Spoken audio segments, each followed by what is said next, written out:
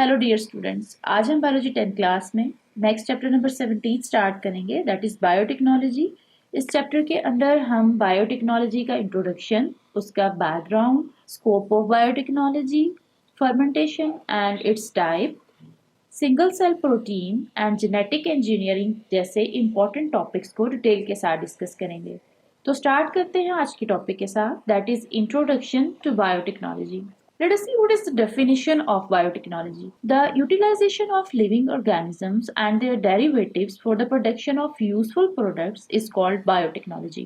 Biotechnology biology की वो branch है जिसमें लिविंग ऑर्गेनिजम्स और उनके डिफरेंट पार्ट्स को यूजफुल प्रोडक्ट्स को प्रोड्यूस करने के लिए यूटिलाइज किया जाता है। फॉर एग्जाम्पल, ऐसी कौन सी प्रोडक्ट्स हैं जो बायोटेक्नोलॉजी के प्रोसेसेस को यूज करते हुए लिविंग ऑर्गेनिजम्स के थ्रू प्रोड्यूस की जाती हैं, like insulin, hormones, antibiotics, in fermentation, making biocatalyst, vaccines, plant and animal breedings, and in bioremediation. Next देखते हैं background of biotechnology. Human beings have been making use of biotechnology since 4000 BC.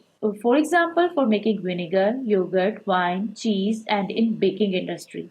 Cross-pollination of plants and cross-breeding of animals were used to enhance the product quality and to meet the specific requirements. Human beings is a long period ago in biotechnological techniques को use कर रहे हैं, जैसे कि बहुत सारी useful products जो कि फर्मेंटेशन के प्रोसेसेस के थ्रू बनती हैं, जैसे कि विनीगर है, योगर्ट है, वाइन, चीज, और बेकिंग इंडस्ट्री में भी इन बायोटेक्नोलॉजिकल टेक्निक्स को यूज किया जाता है। इसके अलावा इन प्रोडक्ट्स की क्वालिटी को इम्प्रूव करने के लिए और ह्यूमन पॉपुलेशन के बढ़ने के साथ उनकी ज़रूरियात को पूरा करने के लिए इन टेक्निक्स को यूज़ किया जाता है, जैसे कि प्लांट्स में क्रॉस पॉलिनेशन करके और एनिमल्स में क्रॉस ब्रीडिंग के थ्रू। नेक्स्ट देखते हैं what is the difference between old biotechnology and modern biotechnology. First is the old biotechnology. Fermentation and other such processes which are based on the natural capabilities of organisms are considered as old biotechnology. In other words, we can say that old biotechnology is the manipulation of biological agents for the manufacturing of useful products.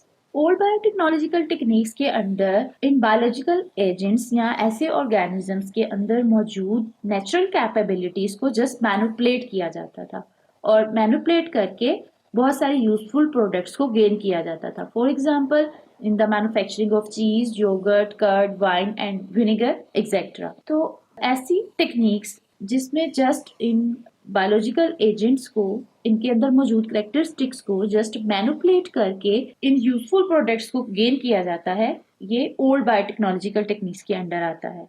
While modern biotechnology क्या है? Genetic engineering, like the artificial synthesis, modification, removal, addition and repair of genetic material is considered as modern biotechnology. It is done by altering the characteristics of organisms. Modern biotechnology old biotechnology से इस sense में different है कि इसमें living agents या organisms की characteristics को alter कर दिया जाता है, यानी उन्हें चेंज कर दिया जाता है। किस तरह से?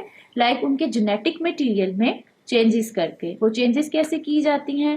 मतलब उनके डीएनए के पार्ट्स को कट करके कुछ एक्स्ट्रा पार्ट को ऐड करके, रिमूव करके या मॉडिफाई करके इनसे फिर यूजफुल प्रोडक्ट्स को गेन किया जाता है।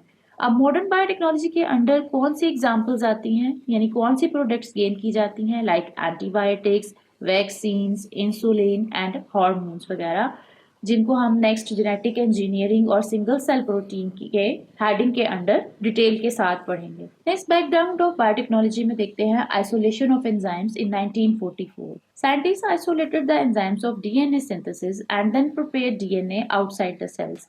1944 में for the first time scientist ने ऐसे एंजाइम्स को आइसोलेट कर लिया था जो कि डीएनए की सिंथेसिस के लिए रिक्वायर होते हैं, और ऐसा करने के बाद वो इस काबिल हो गए थे कि उन्होंने डीएनए को आउटसाइड द सेल यानी सेल के बाहर प्रिपेयर कर लिया था। Next is the cutting and pasting of DNA.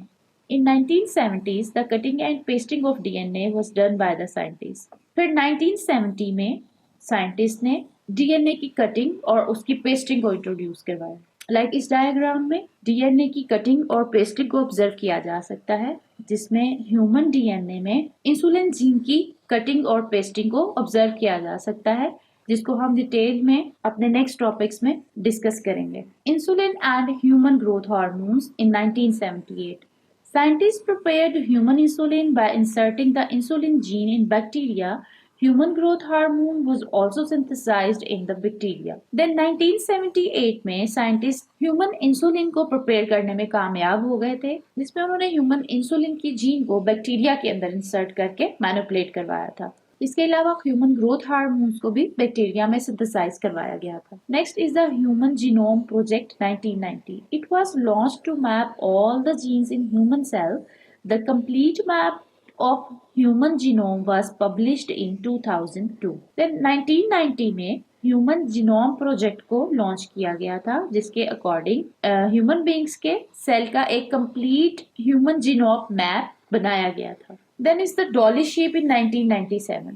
An embryologist, Ian Wilmot in Scotland, produced a sheep from the body cell of an adult sheep. Then 1997 में एक embryologist जिसका नाम था आयन विल्मट, उसने बायोटेक्नोलॉजिकल टेक्निक्स को यूज करते हुए एक एडल्ट शीप के बॉडी सेल से एक कंप्लीट शीप को प्रोड्यूस करवाया था और इस शीप का नाम था डॉली। तो ये था जनरल इंट्रोडक्शन ऑफ बायोटेक्नोलॉजी और उसका बैकग्राउंड आज हमने देखा।